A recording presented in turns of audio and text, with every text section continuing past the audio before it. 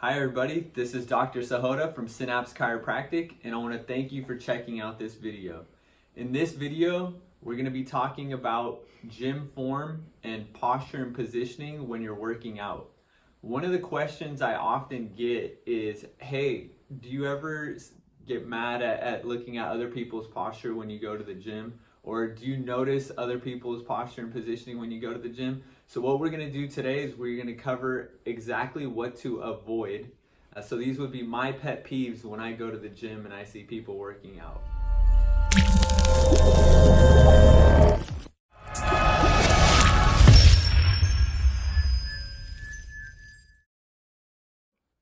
Okay, so the first thing to avoid, and this is the most common one that I see, is when you are doing bench press.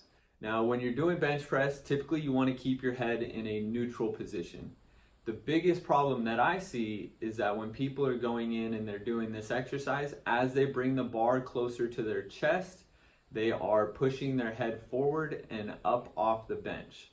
Now, this leads to a lot of problems. So we're going to go ahead and demonstrate exactly what that looks like to you. So check this out.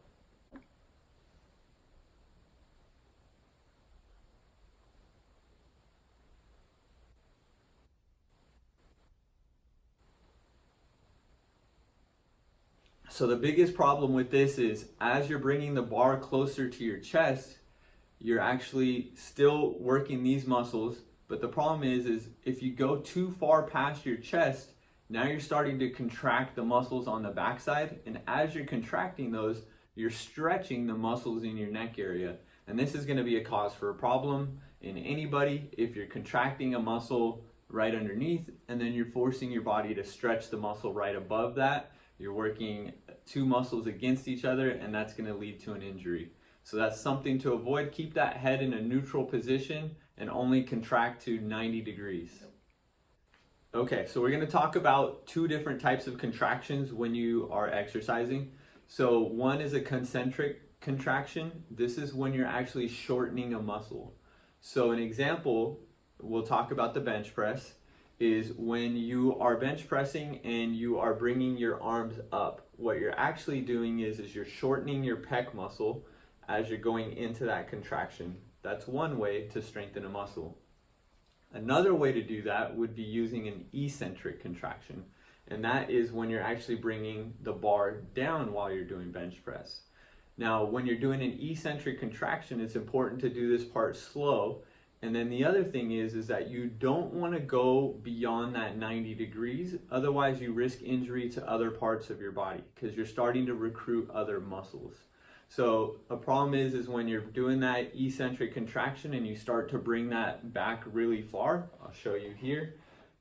You start to bring that bench back down this way. Now you're taking it from an eccentric contraction here, and you're starting to contract concentrically the muscles on the backside.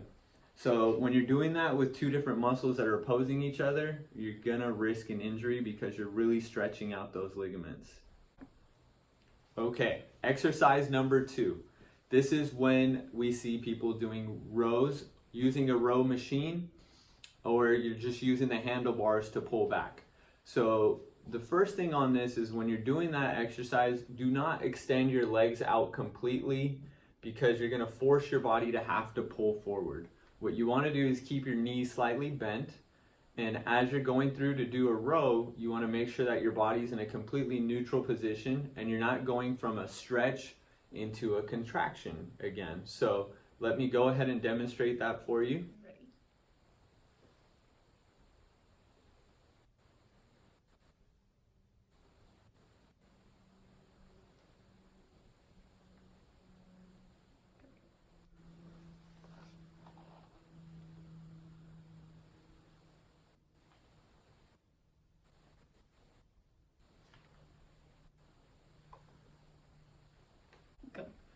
Okay, so in that first example, you can see that my spine is in a neutral position. As I'm doing the contraction, I'm just bringing the arms closer to the chest, keeping everything in the exact same position. So I'm getting the contraction that I need, and I'm getting also an eccentric contraction as I bring it back without overstretching any of the muscles. In that second example, what you see is I am going through and I'm completely stretching out a muscle first, and then I'm actually using my spine to pull things back. And when I'm doing that, that's going to lead to more problems. Reason being is that we're taking something from a completely stretched position and then we're going directly into a contraction. We don't want to do that. Anytime we overstretch something, it's going to lead to an injury. And number 3, this is going to be watching yourself while doing an exercise. Now, this is great if your focus is looking at your form and making sure that you're doing the exercise correctly, but it becomes a problem when you're compromising your position in order to do that. So an example of this would be if you're doing bicep curls. Very often people go to do bicep curls. If you're looking straight ahead in the mirror as you're doing these and you're just bringing your arms up like this, I have no problem with that. That's perfectly fine. But it becomes a problem when someone is facing sideways and they're going in to do a bicep curl and they're either looking down at their bicep as they're doing the exercise, or they're looking at the mirror in the side as they're doing that exercise.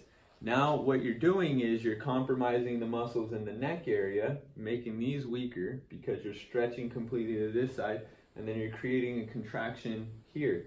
Now the problem becomes again is whenever we do any exercises in the gym, we want to be able to hold the exact posture and position that we want for our body. And if we're holding that posture and positioning and we're contracting there, our body will maintain that after we're done. This is when people tweak their neck or they start to get problems because you're looking off to the side as you're going through and you're doing an exercise. So avoid that.